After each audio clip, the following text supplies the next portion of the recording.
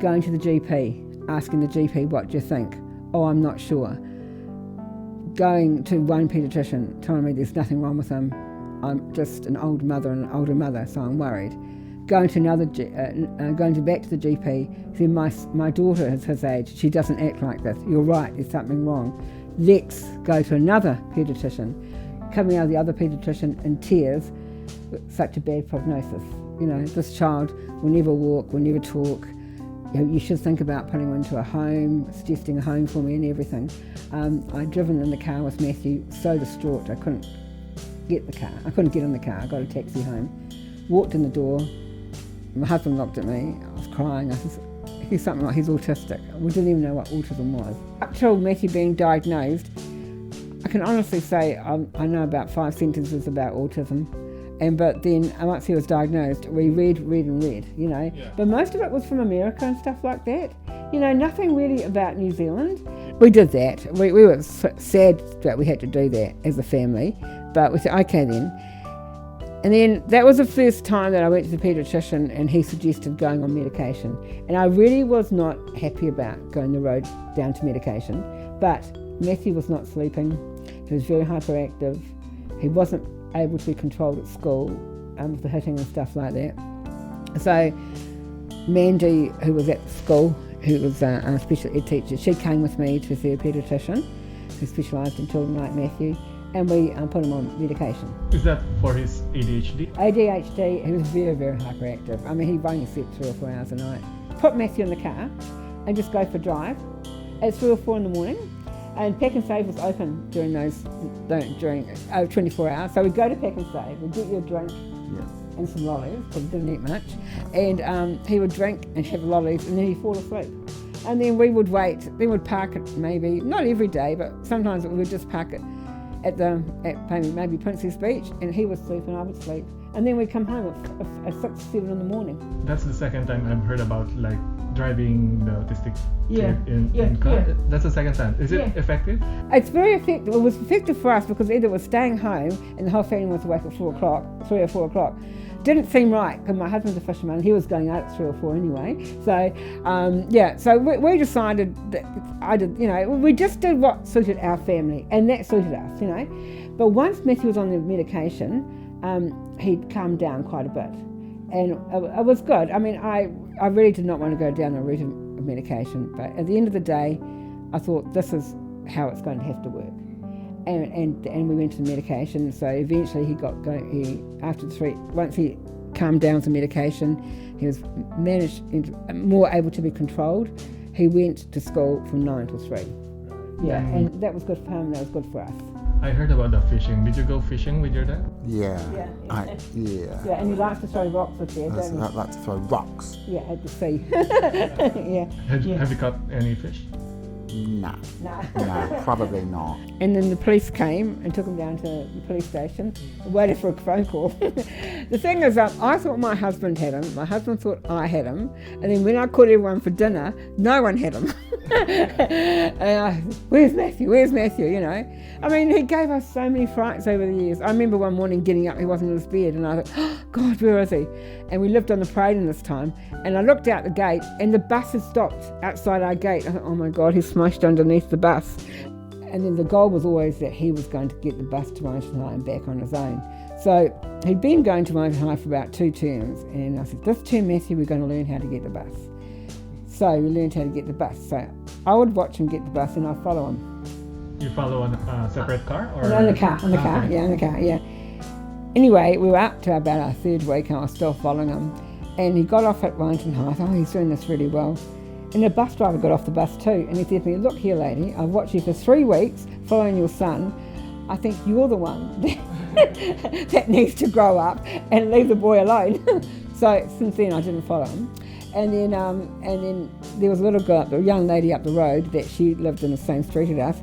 And I just said to her, just make sure that Matthew gets the bus home every day. And she would just discreetly keep an eye on him and sit with him.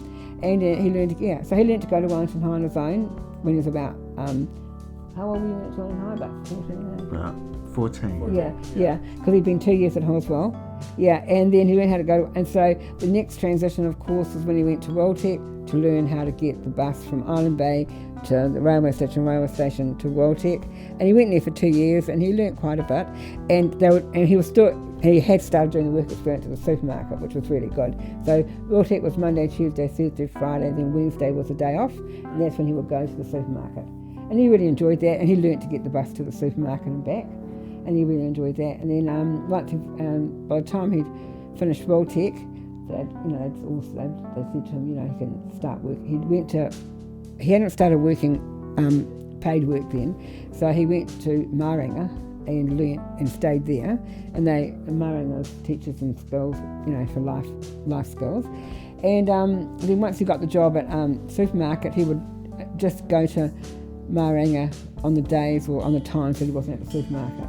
Set the shelves and do the packing bags at the checkout counter and clean the kitchen dishes and the kitchen staff room and clean the sanitize with the baskets and do the stacking shelves and doing...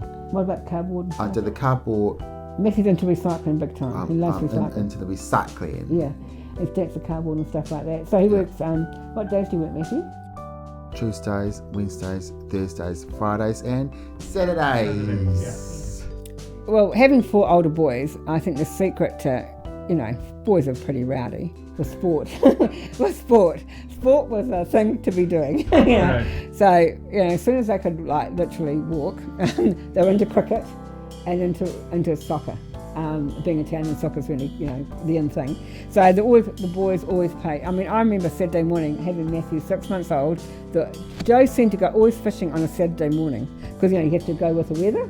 So I'll have Matthew on one hip, the 4 other boys in the back seat. I'd go to Karori, to Island Bay, and just run around the soccer field. Hardly even watch a game because I was so busy picking one up and dropping the other one off. But so I think we got Matthew into sport because he was very hyperactive. And and a friend of mine sent me a text she's got 2 special needs children, and she said to me, Matthew would probably benefit from going to Special Olympics.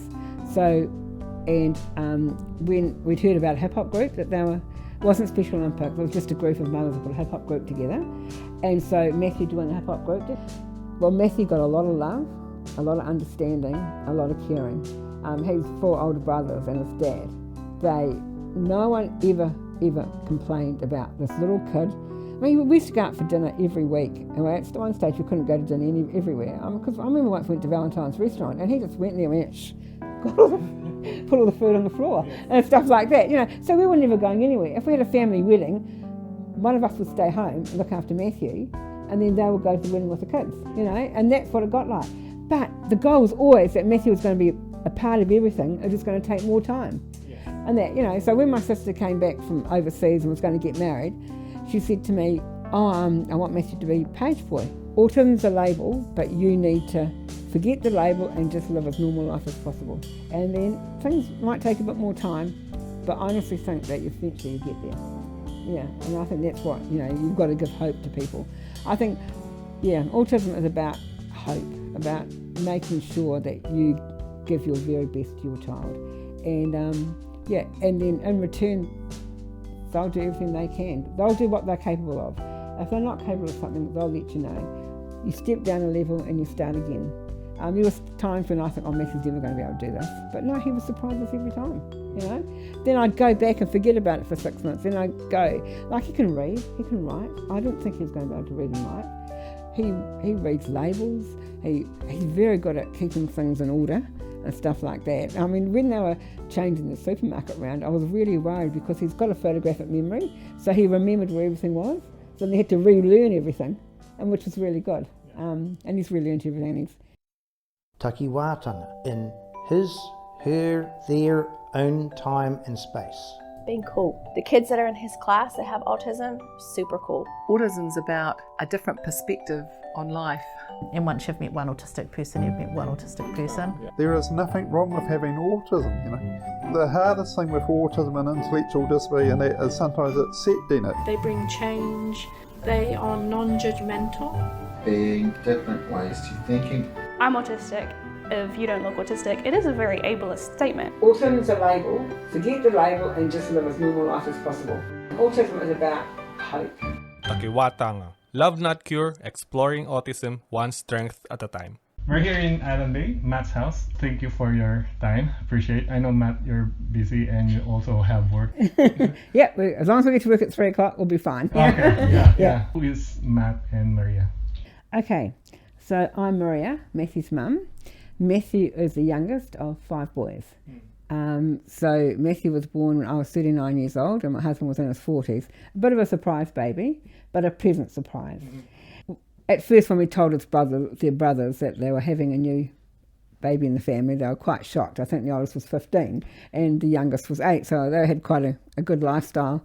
And all of a sudden, this young baby came into the family, and they really loved him, and they were so good with him. As soon as they came into the hospital, they saw him, they loved him immediately, and they could not do enough for him. So everything was quite good when Matthew was little, and then all of a sudden, when he was we actually thought he was quite smart because he could line up stuff and he was really good, think, oh gosh, he's really bright. Then all of a sudden, when he was about 15 months old, we realised he was different from his brothers. And that's when the journey began. Going to the GP, asking the GP, what do you think? Oh, I'm not sure. Going to one paediatrician, telling me there's nothing wrong with him. I'm just an older mother, so I'm worried. Going back to the GP, saying my daughter is his age, she doesn't act like this. You're right, there's something wrong. Let's go to another paediatrician. Coming out of the other paediatrician in tears, such a bad prognosis.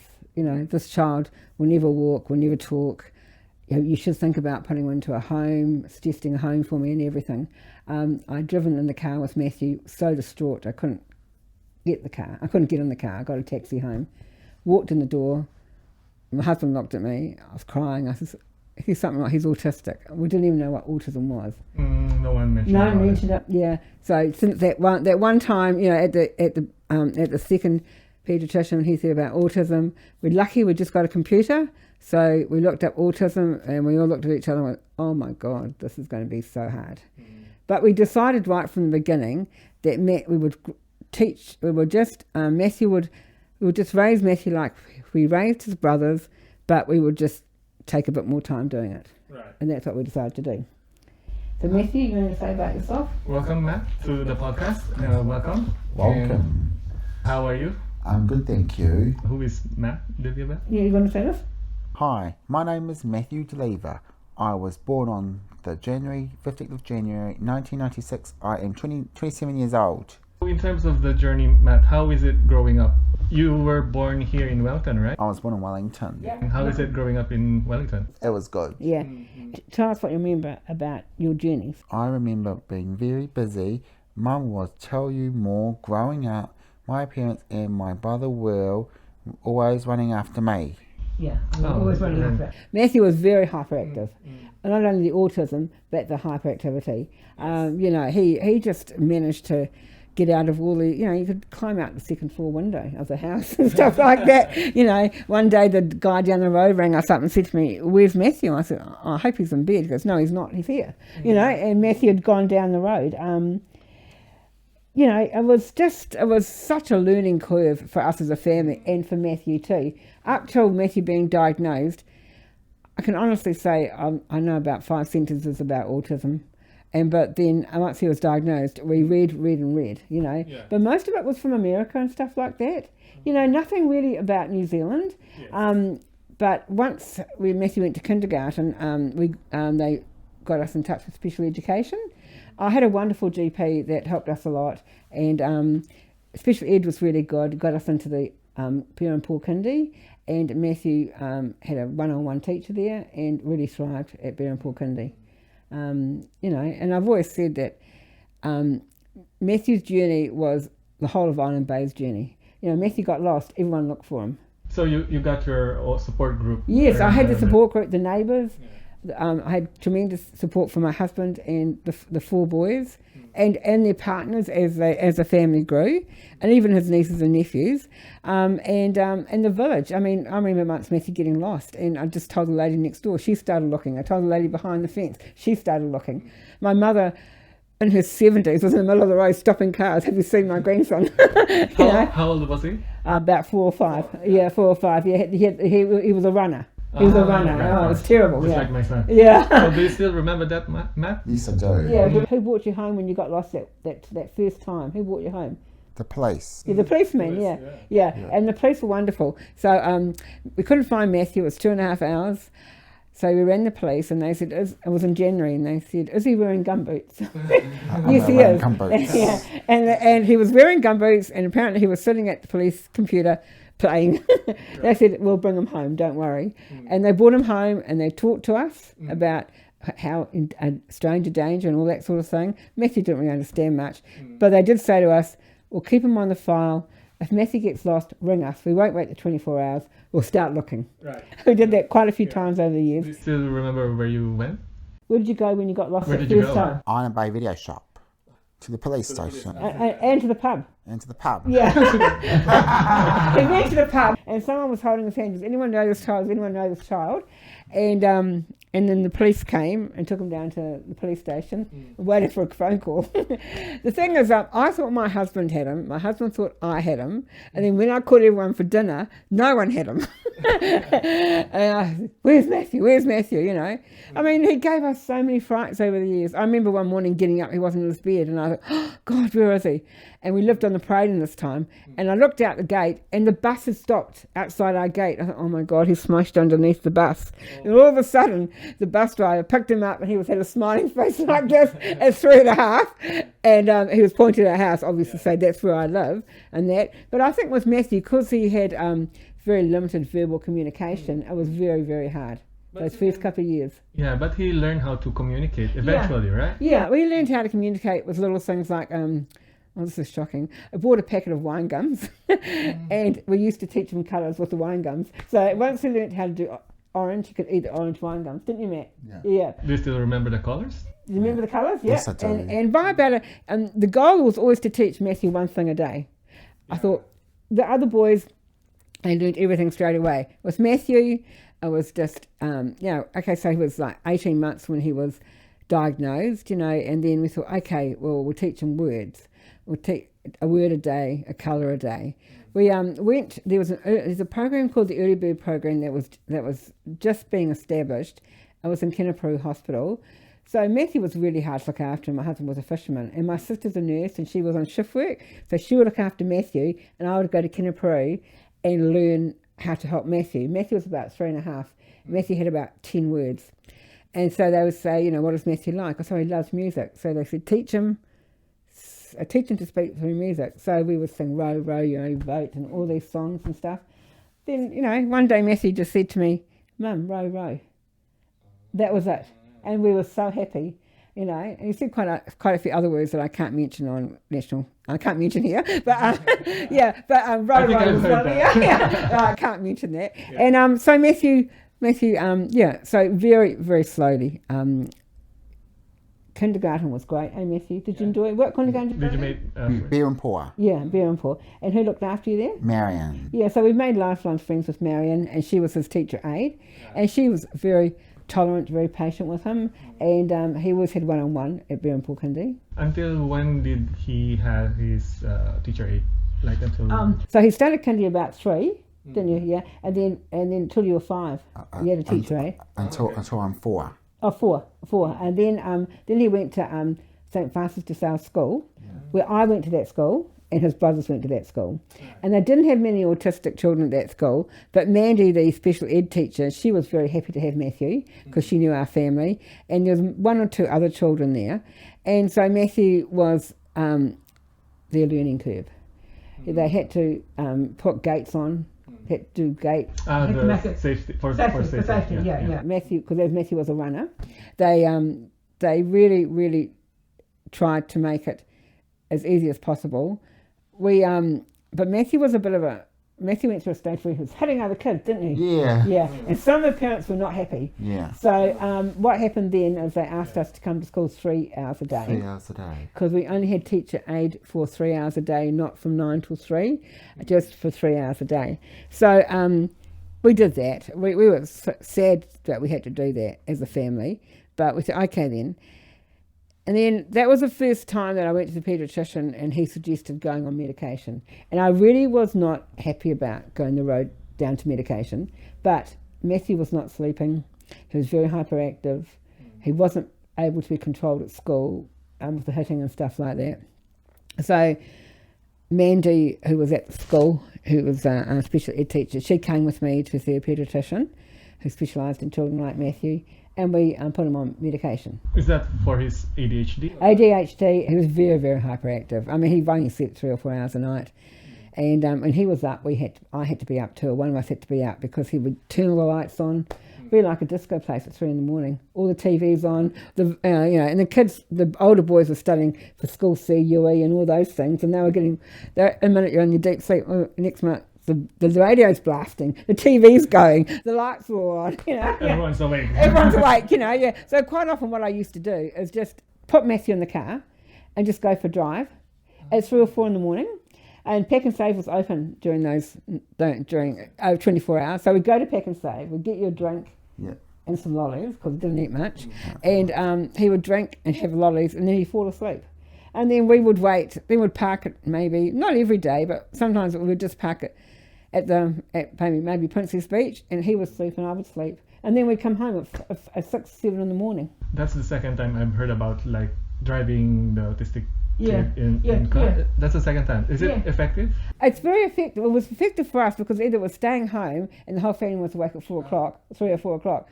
Didn't seem right because my husband's a fisherman. He was going out at 3 or 4 anyway. So so we decided that we just did what suited our family, and that suited us, But once Matthew was on the medication, he'd calmed down quite a bit, and it was good. I mean, I really did not want to go down the route of medication, but at the end of the day, I thought this is how it's going to have to work.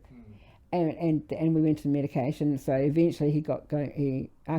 Once he calmed down with the medication, he was more able to be controlled.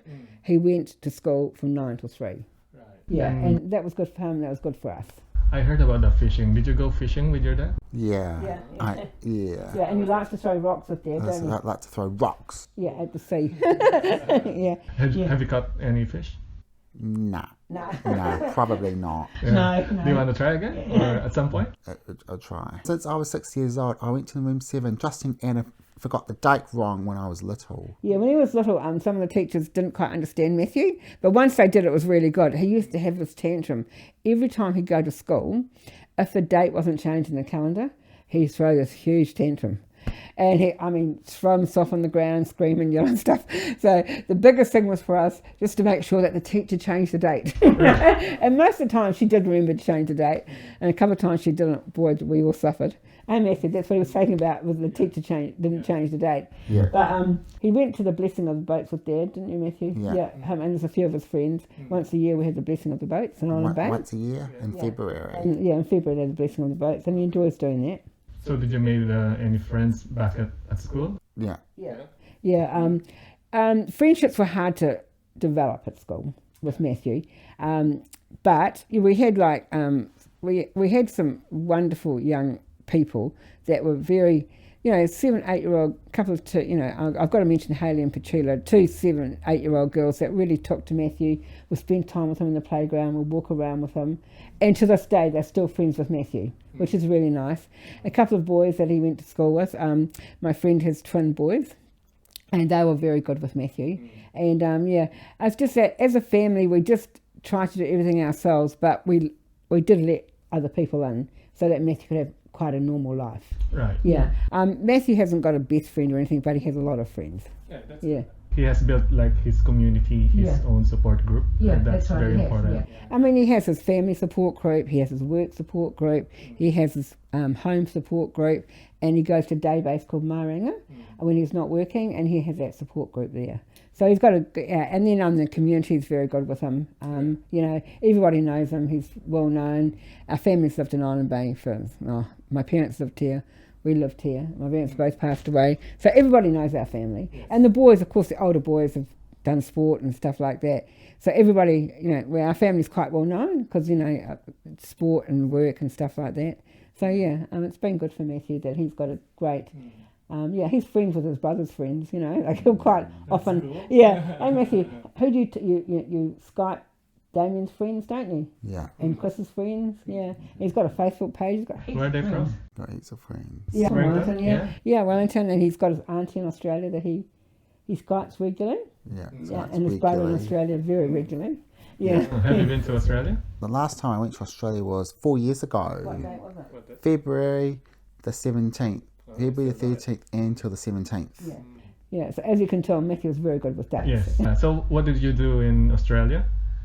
I went to the concerts. I went to see S Club 7, went to see GL, LM5 and Big Brother and Christina Aguilera and Jamelia. It was a big concert he went to. It was a big concert. Yeah. And then you're going again next year, aren't you? Yeah, I'm going again. Who are you going to see next year? Brisbane, Australia. Even though it's in New Zealand, he does want to go. He wants to go to Australia. His brother will be there and his auntie, so he'll spend time with them. It's going to be fun. Yeah. Mm-hmm. Yeah. Did you enjoy the last time you were there? Yeah. Yeah. Oh yeah. Have you competed there? Yes. When did you compete in Australia? Where did you compete? At Cairns. Yeah. Gold and silver medal. and bronze. Yes. What's the competition? It was Trans-Tasman Games.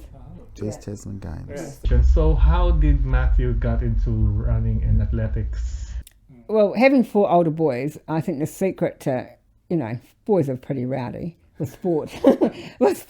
Sport was a thing to be doing. You know? Right. So, you know, as soon as they could like literally walk, they were into cricket and into soccer. Being Italian, soccer's really, you know, the in thing. So the boys always play. I mean, I remember Saturday morning having Matthew, 6 months old. Joe seemed to go always fishing on a Saturday morning because, you know, you have to go with the weather. So I'll have Matthew on one hip, the 4 other boys in the back seat. I'll go to Karori, to Island Bay, and just run around the soccer fields. Hardly even watch a game because I was so busy picking one up and dropping the other one off. But, so I think we got Matthew into sport because he was very hyperactive. And I was, and a friend of mine sent me a text she's got 2 special needs children. She said to me, Matthew would probably benefit from going to Special Olympics. So, and when we'd heard about a hip hop group that wasn't Special Olympics, it was just a group of mothers that put a hip hop group together. And so Matthew joined the hip hop group, didn't he? Yeah. What's the hip hop group called? JDK. Yeah, what does it stand for? Just Dance Crazy. Just Dance Crazy. Where is that? It's on Ablesmith Street. Ablesmith Street. So they go every Monday and they have a practice and they do concerts occasionally. Where have you done the concert, Matthew? Newtown Festival. Yeah. And you've been to the Chinese New Year. Chinese New Year. And they've done a concert for family and friends too. Right. So Matthew really enjoys JDK, and all the 3 flatmates that live with Matthew also go to JDK. Yeah. And so Matthew joined JDK. Then there was, so Special Olympics offers a lot of sports and stuff. So Matthew started with did athletics. Athletics, yeah. Swimming, basketball, and bowling. Yeah, and plus he had JDK. He had JDK. So he had 5 things he was going to every week. So since he was about 9 or 10 years old, yeah. You're very busy. Since then. Yeah. And so, so I used to spend all my time running in the car and stuff like that, dropping him off there. And he seemed to enjoy those things, and it was good for him. Got rid of all the excess energy. Because of that, I think he slept better at night. Matthew now works. Where do you work, Matthew? Where do you work? Newtown New World. So how did you find your work? What year did we start looking for work for you, Matthew? 2016. So it's 2023 now. So in 2016, Matthew went to Wellington High School. So Matthew went to Bermpulkindi. Bermpulkindi, he went to St. Francis de Sales, the Catholic school that I went to and his brothers went to. And then we found out about a school in Christchurch called Horswell. So it was a school for special needs kids. So we were doing a lot of work with Matthew and that, but we got to a stage where do we go next? And I'd heard about Horswell. So Matthew and I went went down to Hawthorne one week, didn't we, Matthew? Yeah. And we had a look at it, and I said to Matthew, do you think you could live here? Yeah. Because it's a boarding school. And you said yes, you wanted to, eh? Yes, I wanted to. Yeah. Did you live there? Yeah. So he went down to How Hawthorne. long? For 2.5 years. Yeah. Wow, For that's long. yeah. So and he stayed there. He boarded there. Yeah. I never had Matthew away from me for more than a day, and I sent him to boarding school. It was one of the hardest things we ever did as a family, and we were all torn apart by it. Like we didn't really want to do it, but I could see that it was good for Matthew, and I could see that he could benefit a lot because we had been so involved with his life. He didn't know. He wasn't independent, you know. I remember bringing him to boarding school and staying the first night, and they gave them breakfast, and the guy gave Matthew his toast. I got up to butter the toast. He goes, no, sit down. He'll butter the toast. And Matthew, how old were you went to Hawthorne? 13. He was 13 years old. It was the first time he buttered his toast. That's during his teens. Yeah, and by the time he left Hawthorne, he could use a fork and knife perfectly. He didn't learn a lot educationally, but he learned a lot life skills. Learned how to get a bus, learned how to eat with a fork and knife, learned how to live with other people, just learned how to mix them with sport and stuff, you know. So he learned all of those in Horsewall. I think he learned a lot in Hawthorne there. He was developing them here. He came back after the earthquake. What year was the earthquake? 2010. Yeah, 2010 he had to come back because of the earthquake. And so that's when we got him into Special Olympics, everything we could think of. So he went into everything. He was doing JDK and 4 other activities for Special Olympics. And he started to develop, you know, he really enjoyed he really enjoyed sort of the running and stuff. And one of his brothers got involved and was a coach. And so we were lucky enough to go to Cairns. Yeah, and like you said, he won some medals and stuff. And then he's been to the National Summer Games every 3 years. Yeah, every 3 years. And and any opportunities that have come up, Matthew's taken them. I'm a firm believer of taking everything with both hands. You know, okay, there were four sports he could do, so let's do them. You know, so he did them. And he, up till last year, he was doing temp and bowling, and then his hours changed at work, didn't they, Matthew? Yeah. What hours were you working? 3 o'clock to 6 o'clock. No, it was 3 o'clock to 6 o'clock, where the bowling was 4 o'clock on a Wednesday. So he realises how important his job is, so he was happy to give up that. And then basketball, this year we decided not to do basketball because it starts at 5:30. Matthew, what time do you finish work, Matthew? 6 o'clock. Yeah, but it's a good opportunity for him to help with the meal at the house. Yeah. So Matthew's doing the meal on a Thursday night with one of the caregivers. Yeah. So that's worked out well, Matthew? And you like that, eh? I like that. Yeah. Have you competed with basketball? Yeah, I've been on competitions and stuff, yeah. A couple of weeks ago we went swimming and you got a couple of medals. Yeah. Where'd you go swimming, Matt? Palmerston North. Yeah, Palmerston North, yeah. Came home with how many medals? 3 medals, eh? 3 medals. Two or 3? 2 medals. Two medals, yeah. I was the first in something else, yeah. And Special Olympics is great. You know, they have a great bunch of volunteers, and they make sure that they really have a good time, and I feel that Matthew's completely safe with them. Because another thing with having a child with special needs, you worry about safety and how much do they understand and stuff like that.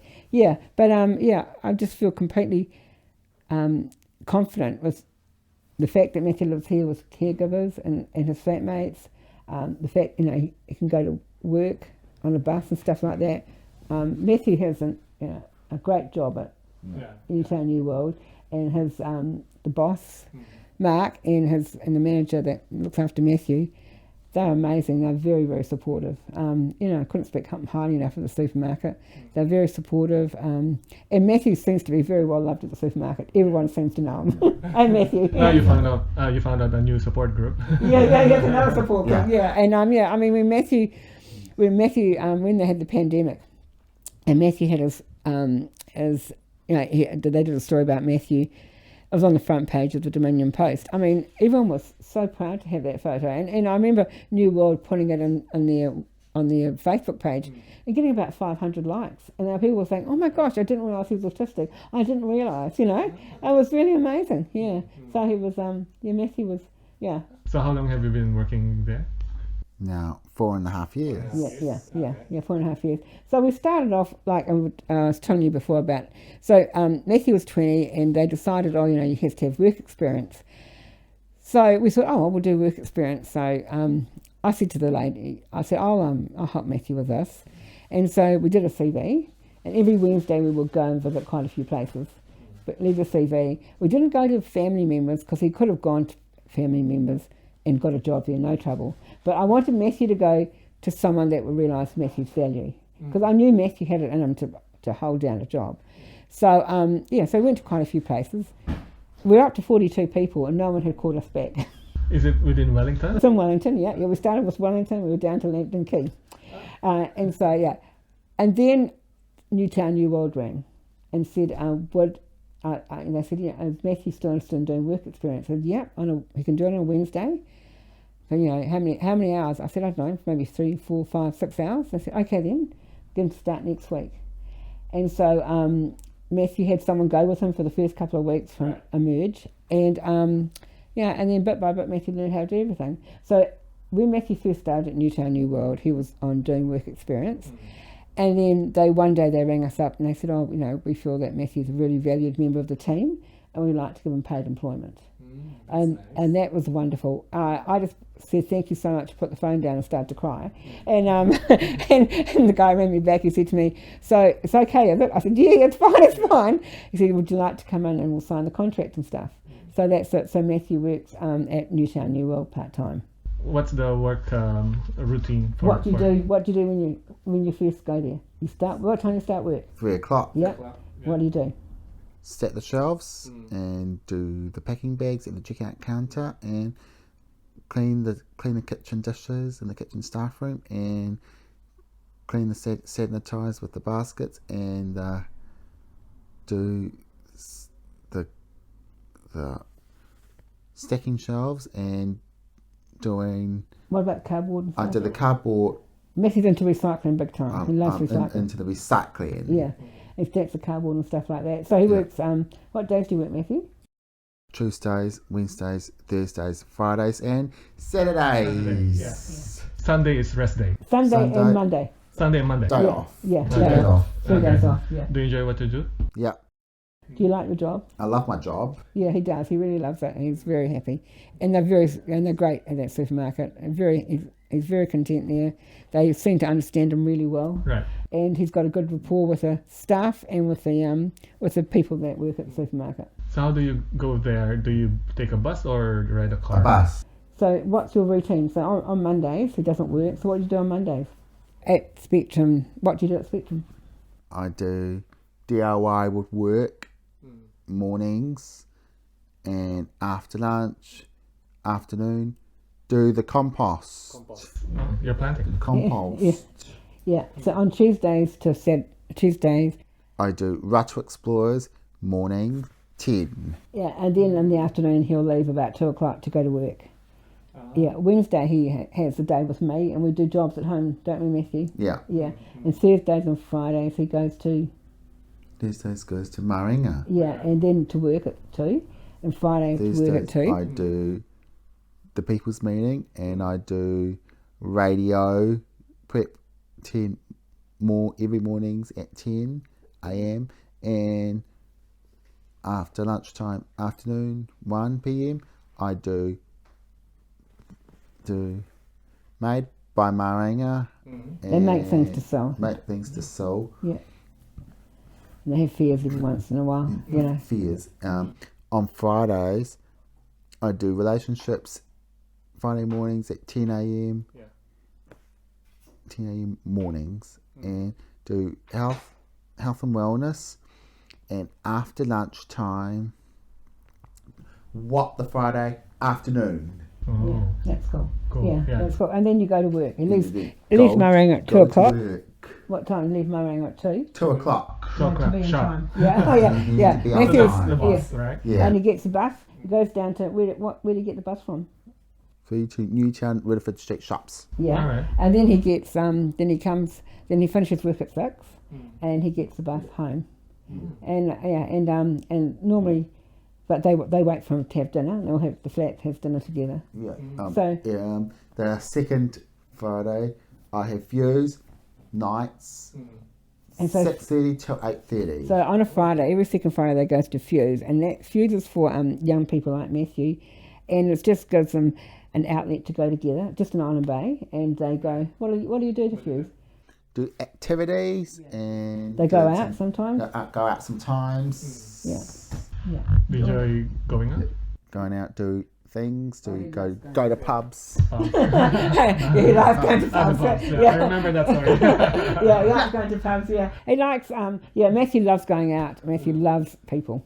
Yeah. Don't you, Matt? Yeah. So he doesn't have sensitivity in his ears, right? No. Yeah. Some kids are like sensitive to noise, but for him it's okay. No, yeah, he's over the years he has had that sort of had that problem, but over the years he's just been able to manage it. It's like so Matthew's on no medication now. When was the last time that he had medications? When before he went to Horswell. That's the one. That's the last time. Yeah, the last time. So we really went to Horswell, and we wanted really him to have all the benefits that were possible from Horswell. So I talked to the GP, and he was on risperidone, quite a strong medication to keep him calm. But he was, and I said to him, I think we should start weaning him off it, and we had to wean him off it because he got a side effect of that where he lost the use of his sphincter muscle. Right. And he was 11 years old and had to go back into nappies. So it was such a hard thing. So we had to get him off this. We had a lovely urologist that helped us, and Matthew had to have Botox injections in his bladder for 2 years. So you think one thing's helping, but another thing gets stuffed up. Right. So, So I said to the doctor, he has to be weaned off. I agree. So because it was a quite strong medication, we weaned him off over 6 months, and then we had to retrain him to go to the toilet. And then after that, no more medication. He went down to Horswell. He went down to Horswell, had no medication, he was fine, and since he's never had any medication. Yeah. Okay. Yeah, we felt that you can't get a benefit out of things if you're on drugs and stuff. Yeah. And so he thought, going down to Horswell, how's he going to learn all these things if he's drugged up with, risperidone and stuff? It's quite a strong medication. And so we think, no, and I had a very, really good GP that she would just listen to what I wanted to do. And I said, I want to do this, I want to do that. She said, I don't think you can do that, but we'll try it this way. And I was very enthusiastic because our goal as a family was that Matthew had to live the most normal life possible so that he could live a normal life, So as a family, we always had goals, especially once he finished school. Once you finished Wellington High School, what did you do after that? I went to Waltech. Went to Waltech for 2 years, yeah. What did you study? I studied computers. And life school. Life skills. Yeah. So he went for 2 years. So he had to learn to go from Island Bay to the railway station to Petone. So he learnt that when he was in the last year at Wellington High. And he had to learn to come back. And,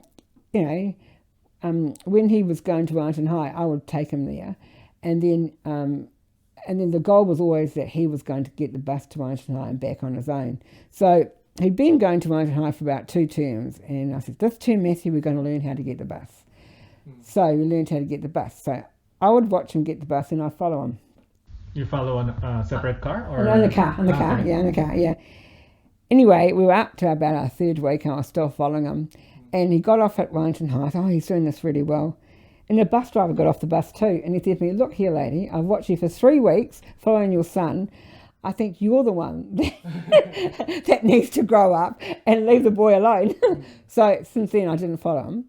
And then there was a little girl, a young lady up the road that she lived in the same street as us, and I just said to her, just make sure that Matthew gets the bus home every day. And she would just discreetly keep an eye on him and sit with him. And he learned to go to Wellington High on his own when he was about, how old were you at Wellington High? About 14, eh? About 14. Yeah, because he'd been 2 years at Horswell. Yeah, and then he learned how to go. And so the next transition, of course, was when he went to Waltech to learn how to get the bus from Island Bay to the railway station to Waltech. And he went there for 2 years, and he learnt quite a bit. And he had started doing the work experience at the supermarket, which was really good. So Waltech was Monday, Tuesday, Thursday, Friday, then Wednesday was a day off, and that's when he would go to the supermarket. And he really enjoyed that, and he learnt to get the bus to the supermarket and back, and he really enjoyed that. And then by the time he'd finished Waltech, that that's also they said to him, he can start work. He hadn't started working paid work then, so he went to Maranga and learnt and stayed there. And Maranga's teaches them skills, for life skills. Yeah. And then once he got the job at supermarket, he would just go to Maranga on the days or on the times that he wasn't at the supermarket. So that was great, and having Maranga that's only been developed in the last 10 years, and that's been a great asset for the community. Instead of having the kids home all the time when they haven't got a job, they get up. So Matthew's flatmates, they all on a Monday, they all just get up and go to Maranga, and then most of them stay there most of the day. Some of them have got part-time jobs or work for an hour or so, and Matthew works, and then he leaves. Hey, Matthew. Yeah. And that's what he does, and that's actually worked out really well. So going back to that bus, when we were teaching, or you were teaching Matthew riding a bus, did you ride with him at first, or just? No, I showed him how to get on the bus, get on, put the ticket, money and stuff like that, the snapper card and that, teach him how to do that. And I said to the bus driver, I'm teaching him, no, that's fine.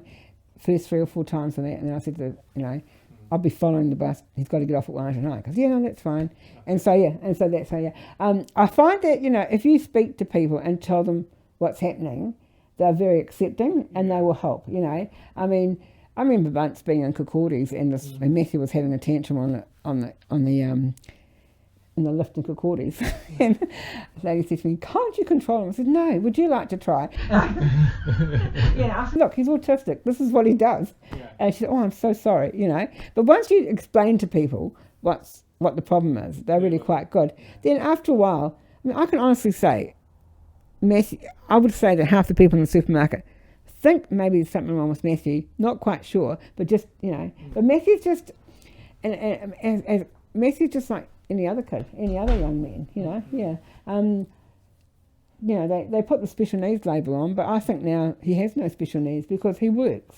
Yeah, he can do everything. Manage, he can manage his life. He can help with the meals. He works. He has had a couple of girlfriends and stuff like that. Ain't it? Yeah.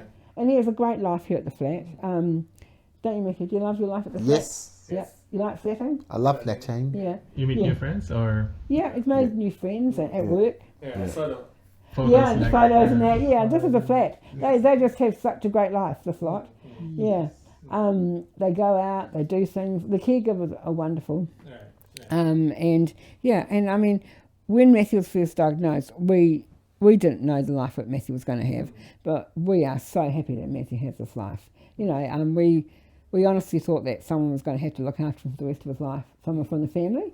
Then when we made that transition from living at home and to Matthew going flatting, as I said, Matthew lives in the family home and we've moved out, and 3 flatmates have moved in and Spectrum have taken over the running of the house.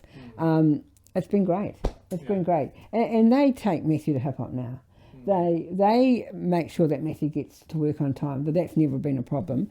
They make sure that Matthew does all his activities and stuff like that. We actually go swimming together because I quite like swimming. And Matthew, we like swimming, don't we? Yeah. Yeah, we do. And that's it. So from the diagnosis to how far Matthew has come, I would say is nothing short of a miracle. Yeah. And a lot of people have said that. I can't believe this is the same boy that would push the other kids. Yeah. And we went swimming lessons and you saw all the other kids in the pool. Yeah, since I was 6. Yeah, when you were 6. Way back in the day. Way back in the day when you were 6. Who remembers doing that? Yeah. In 2002, I was with Edie looked after me. Yeah, and then he had different people looking after him over the years at St. Francis, and that helped a lot. And then when he went to Wellington, went to Horsell, of course, that was wonderful. Then going to Wellington High, I was in 2 minds about sending him to Wellington High, because there was girls at that school, and my boys had already, and even been to all boys school. But Wellington High was a good fit for Matthew, and he did well there. And they made sure that he was integrated into the other classrooms and stuff. They had a day base, but he was going to the other classes, and it was good. Yeah, and it was an amazing journey for him because back then there were only few support. Yeah. Like it's how will I say this? There's no ORS funding, there's no other additional support from, let's say, Autism NSED. No, that's right. It's just the family Yeah. navigating the journey. Yeah, that's and, right, yeah. Yeah. How were you able to navigate that complexity? And then now here's Matthew. Yeah. Well, I think, we really worked together as a family. Our goal was always that he was going to live the best possible life. And we had goals for him every year. Every year. Yeah, and, it was like, be toilet trained, 5 years old, number 1, 6-year-old, number 2. Go to school, do activities, do things with the family. His brothers were great. They would take him out, He had so much energy, and we used to bring him to the park and just let him run. And then when he got chosen to go to Berlin, I thought, well, that's the reason why he's been running. There must have been a reason why we stayed in the park all the time. Yeah, run. You just keep running, And so that was a reason. There was a reason why we were going to the park and just letting him run, because he had to go to Berlin. God had chosen him to go to Berlin. It was just a matter of time. Yeah, and that's so. I think a lot of people say to us, "Oh, how did you do it?" and stuff like that. Well, Matthew got a lot of love, a lot of understanding, a lot of caring. He's 4 older brothers and his dad. No one ever complained about this little kid.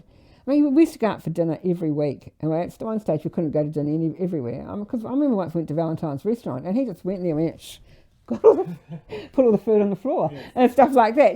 So we were never going anywhere. If we had a family wedding, one of us would stay home and look after Matthew, and then they would go to the wedding with the kids. And that's what it got like. But the goal was always that Matthew was going to be a part of everything. It was just going to take more time. And that, so when my sister came back from overseas and was going to get married, she said to me, I want Matthew to be page boy. How old were you when you page boy with Auntie Jana? I was 7 years He old. was 7 years old. I thought, oh my God, he's never going to keep still. But his cousin Charlotte was with him. How old was Charlotte? 12 years old. She was 12 years old. And she's actually a teacher now. And she took him by the hand and she guided him, There was always someone guiding him. And and then little thing, and then we got him into everything. I remember once they had a Rotary in Plympton had a speech competition. So we'll get him to do that. So we went the first year and he came nowhere. The second year he came second, and we went down to Christchurch. And he wrote, and him and I wrote the story together. And he wrote about his family and his brothers and everything like that. And it was great, wasn't it? We really enjoyed going to Christchurch, and we made a lot of friends. And he went back to Horswell, because how old were you when you went down to do the speech in Christchurch? 21. 21. Okay. And he left Horswell. He'd been away from Horswell for about 2 or 3 years. Oh, about 5 years, eh? Yeah. And so we went down to Horswell in Matthew's school, and a lot of the teachers were still there. And they were so happy to see Matthew again. And Matthew remembered all their birthdays from years and years ago. Yeah, and had a great memory. And so they said to him, "Would you like us? Could we listen to your speech?" Yeah. So Matthew sat we stood in the kitchen of Horswell, and Matthew did a speech for them. Oh, yeah. And they were just overwhelmed. And then so we went down to Christchurch, and he came 6th out of. So 2nd in the North Island and 6th over the whole of New Zealand. And that was great. And he was, and the fact that he couldn't even speak at 6 or 7, and now he can do a speech. And he can read and he can write. That was amazing. So the goals always were, when he was younger, was to read, to write, to be toilet trained, and to have friends and do things with your family. And so over the years, slowly, it was very slow.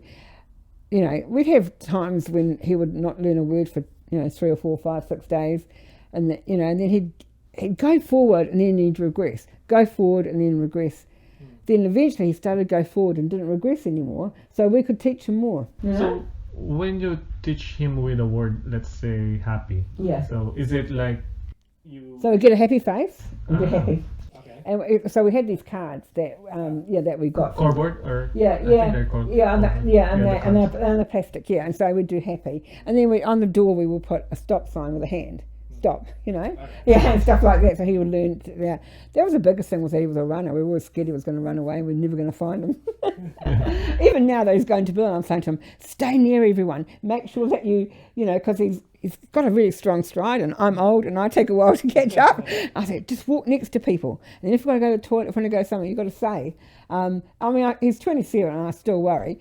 But I also am confident that he can go to Berlin, he's made us proud just being chosen. I mean, he's very fit. Yeah. I mean, he's going to have a great time over there. And I think that the fact that he can go there without his family, although one of his brothers is going to go there and watch him. Yeah, but they're quite strict of how they in Berlin, because there's quite a lot of athletes and stuff like that, he won't get to see his brother much. Because his brother will be in the crowd and his brother will go and see him at night time. But that's really a big independence for him. So how are you preparing for the Berlin? How are you preparing? What are you doing? What are you doing for the Olympics? What are you doing for the Olympics? 200 meters. Yeah. Relay. And long jump. Long jump. Don't let anyone run as fast as you can and don't let anyone pass me. That's what one of his uncles told him to do. But I just said, do your best. Do my best. Enjoy. Enjoy. Yeah. So he does. One of his brothers is a personal trainer. So what do? You go to? No, I go to Snap Fitness. Snap Fitness with his brother. With my brother Gino. Yeah, and Gino doesn't work at the Exodus gym anymore. No, he's gone to Snap Fitness. And you're going to you go to Snap Fitness too, eh? Yeah. Yeah. And what did you do when Damien came here? Damien is the brother from Australia. Yeah. Me and Damien went to Empire. No, what about running? Not the not the cafes. Me and Damien went to running with Quentin. I did 200 meters and relay. Yeah, and what did you do? You ran up and down the hill. I ran up and down the hill. And Damien couldn't do anymore because he was puffed out, eh? He was puffed out. But you weren't you? I weren't. No, you just kept running, didn't you? Just kept running. Yeah, so it's quite fit. Energy. Yeah, full of energy, yeah. So I think, when you have a child with autism and that, you've got to, they've got a lot of energy, you've got to redirect the energy. And that's why I find anything that, with Matthew, if it wasn't appropriate, we just redirect it to something else and he would learn. But now, people say, I forget that he's autistic because he does everything, Yeah, and he does. And once in a while I'll say, oh, I'm sorry, he has autism or something. Like he'll come out with something with someone and he'll just say something and I say, oh, I'm sorry. But at the end of the day, people don't really care. They just see the person he has become. I mean, he's, one thing about Matthew, he doesn't hate, doesn't have fear. He loves everyone, he loves life, he loves everything. Don't judge people. He's not judgmental and stuff like that. I judge people the way they treat Matthew, but Matthew doesn't. He doesn't realise. He doesn't know. But I must admit, most people are really good. I think Matthew's taught a lot of people about autism, and I've had people say to me, "Oh, we're much better people for the fact that we know Matthew." Yeah. Because Matthew has brought a specialness about things. He just.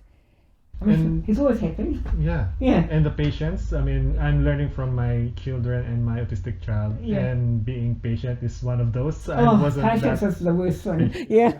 And like for me, I had those 4 other older boys, and then I had Matthew, and it was like, patience was really hard to get. But now, actually, I don't even rush anymore. I just take life as it comes. Yeah. And I taught Matthew to do that too.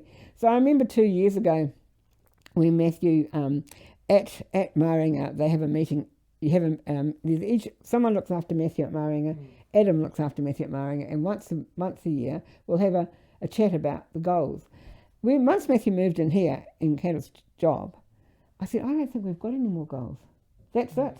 So there's no going to Berlin was a complete surprise, which we were thrilled about. It's not part of the goal. Yeah, that wasn't part of the goal. Go to Berlin and get a medal and stuff like that. That wasn't part of the goal. The goal was a little thing like. Get a job. Not a little thing, it's a big thing really. Get a job. Able to, look after yourself. Yeah. And so now we're in a really good place as a family that his brothers are always there and supportive for him. He has somewhere to live for the rest of his life. He has a job and he can go to Maringa and he has his friends from the house and his friends from Maringa, and then he has, his brother's friends, and his brothers are all very close to him.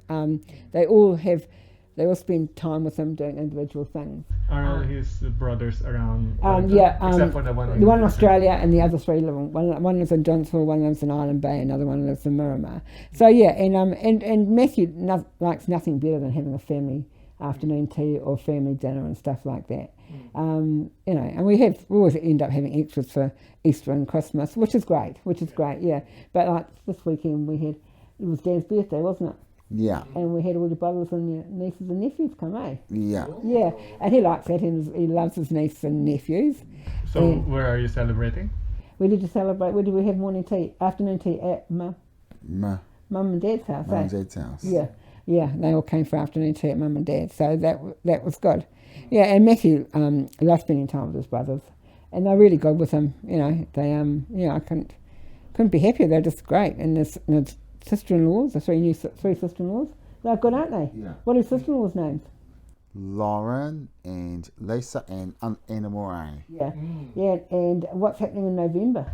Lisa's having a new baby. Yeah. Are you excited? Yeah, I'm we're very excited. excited. Because it's going to be a girl, and we don't have many girls in our family. All boys. Yeah, we have a lot of boys in our family, so we're very excited that we're having a little girl. Oh. Yeah. So that's in November, isn't it, Matthew? Yes, it is right. Yeah. Have you thought about a gift for the baby? Not yet. Not yet. No, It's not ages away. Yeah, it's ages away. Yeah, that's right. It's ages away. Although we looked a lot, but it's ages away. We'll wait for a while. Yeah. So that's it.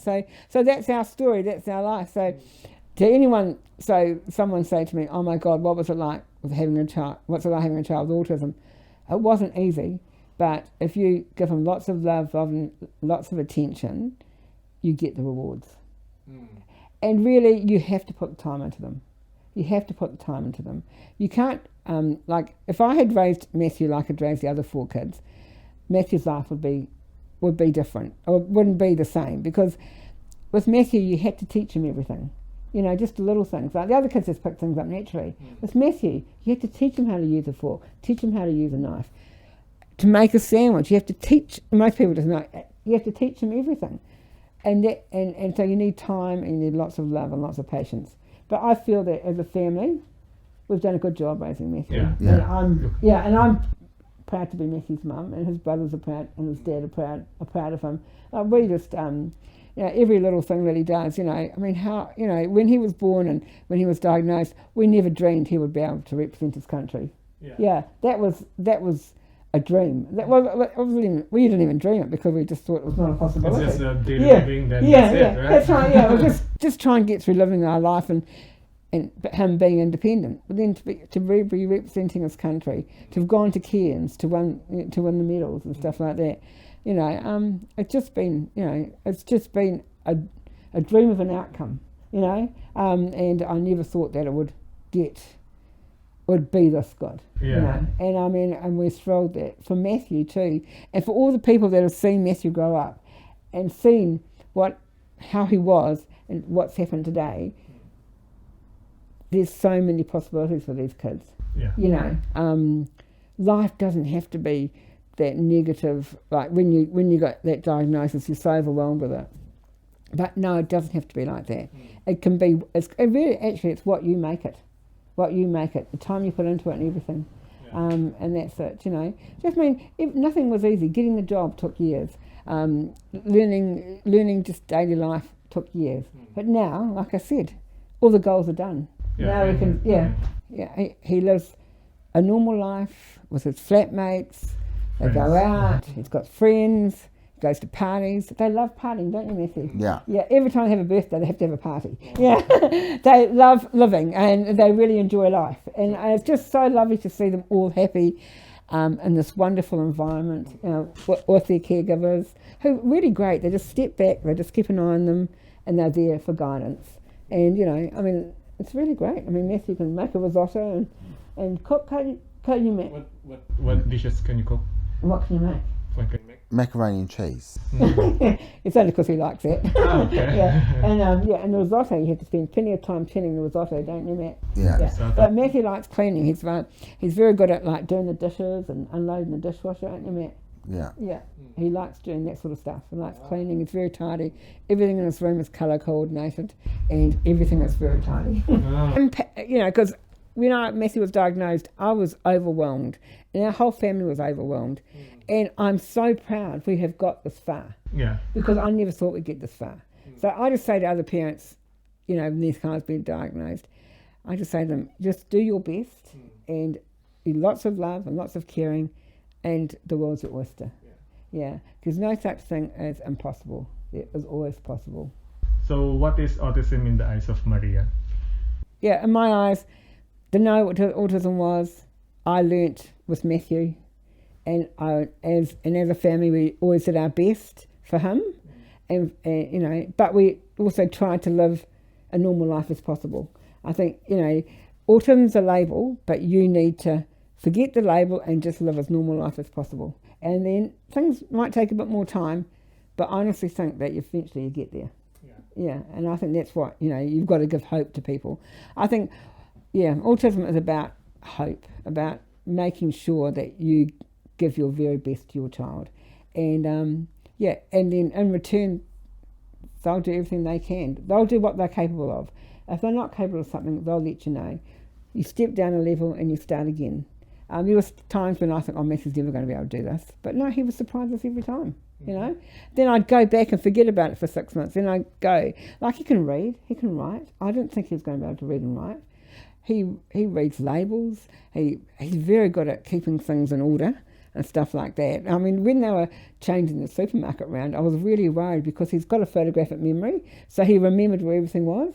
So they had to relearn everything, and which was really good. And he's relearned everything. You like the new supermarket, Matt? I really love the supermarket. Yeah, so they've refixed it and they've redone it. It's really lovely. Yeah, it's really lovely. It's very flat, isn't it, Matt? Fixed. Yeah, it's good. So that's it. What is autism in the eyes of Matt? Autism for me is being different. I have different ways to thinking. I have an unusual ability to remember birthdays and dates. I am lucky that so many people have sort of supported me over the years. I have lived in Island Bay all my life. Mum says the village helped raised me. So we talked about it and he wrote that down. So yeah, it's been a tough journey. It's been a tough journey. It hasn't been easy, but the rewards far outweigh anything. Yeah. I mean, you know, my husband and I live further down the road, but we can go to bed every night thinking Matthew is living his best life and he's happy. And so we've got the same happiness we have for the 4 older boys than we have for Matthew. That's it, you know. I mean, all he wants them as a parent, all he wants them to live a happy life and, you know, and have a good life and be good people and show kindness. And I feel that, you know, we've got that with Matthew. And is life good, Matthew? Yeah, my life is good, thank you. Yeah, yeah, life is great, eh? Yeah. Look, once your child is diagnosed, it's not the end of the world. It's the start of a new life. It's the start of something. It's the start of a really long journey. But I can honestly say, as a parent of an autistic child, there is an end to the journey. Like, I feel now that as a family, we've done our very best for Matthew. I see Matthew's got a job. Matthew has a wonderful life living here in the house with his flatmates. He has, you know, he's got great social skills.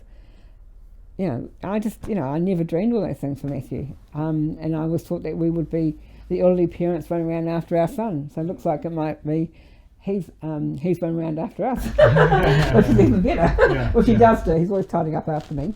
But so no, it's I think, you know, lots of love, lots of caring. Yeah. Okay. All right. Thank you for your time and all the best to the Berlin Olympics. It's not. Yeah. Yeah. Thank you. Oh, thank you very much. So, and thank you for listening to our story, because that means a lot for us. We want people to know that the impossible is possible. Every tangata fight Takiwātanga is different. If you fail with one strategy, don't stop. Keep moving forward. Always remember that for every failure you encounter is one step closer to your success. Thanks for tuning in. Until next time, me muto te whakawa haere. Let's stop judging others. Me mahi tahi tato. Let's all work together. Kia maya, kia kaha, be brave and be strong.